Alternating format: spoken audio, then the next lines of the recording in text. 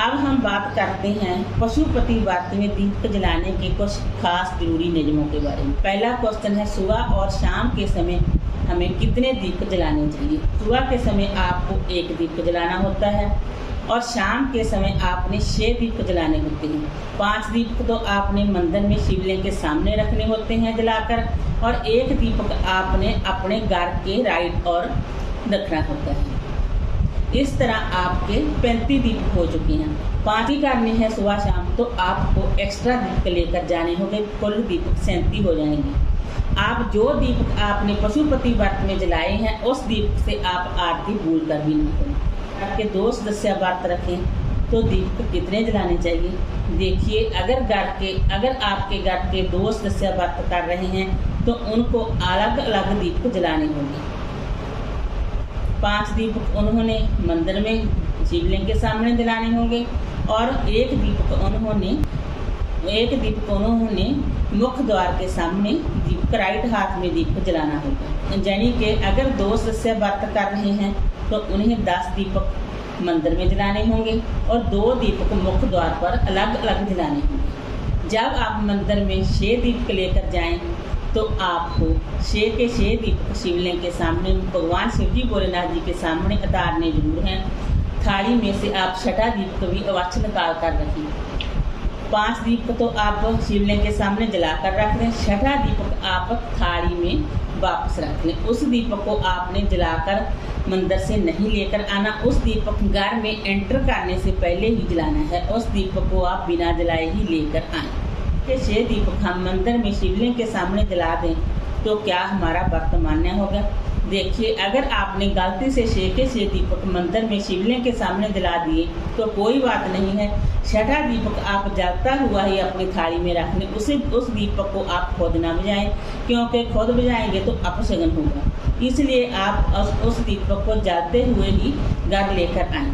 अगर आपका दीपक किसी कारणवश बुझ भी गया, शांत हो भी गया, तो कोई बात नहीं, घबराने की कोई बात नहीं। आप फिर से जलाकर आप अपने मुख्य द्वार पर घर में एंटर करने से पहले जलाकर रख सकते हैं। 6ठे दीपक का मुख किस दिशा की ओर होना चाहिए? देखिए, जो आप 6ठा दीपक जलाएंगे उसका मुख उत्तर पूर्व की दिशा और होना चाहिए, जहाँ फिर उस दीपक का मुख आपको अपनी ओर ही रखना होगा। जब भी आप दीपक जलाएं तो उसके नीचे आसन देकर ही जलाएं। डायरेक्ट दीपक को धरती पर ना रखें। ऐसा करने से आप पुण्य की जगह पर पाप के भागीदार हो जाएंगे। अगला क्वेश्चन है, 6ठे दीपक की बाती हम गोल्डन रखें या फिर लंबी रखें या फिर कैसी बाती रखें? 6ठे दीपक की बाती आप लंबी रख सकते हैं। लंबी बाती लक्ष्मी प्राप्ति के लिए रखी जाती है। 6ठा दीपक मेन गेट पर क्यों जलाया जाता है? 6ठा दीपक मेन गेट पर इसलिए जलाया जाता है। 6ठा दीपक आपके घर में अलावला, नकारात्मक ऊर्जा, किसी का किया कराया, ग्रह दोष, वास्तु दोष, इन सभी को एंटर करने नहीं देगा।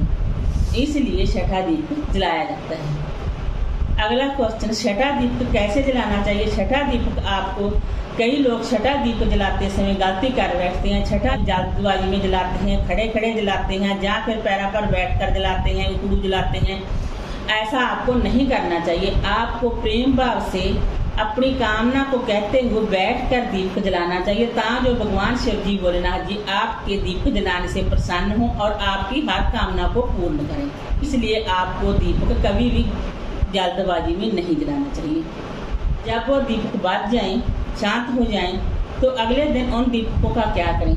देखिए, जब दीपक शांत हो जाएं तो अगले दिन अगर आपके दीपक आटे के हैं तो आप गाय को खिला सकते हैं, पक्षियों को खिला सकते हैं छोटे छोटे टुकड़े करके, या फिर जल प्रवाह कर सकते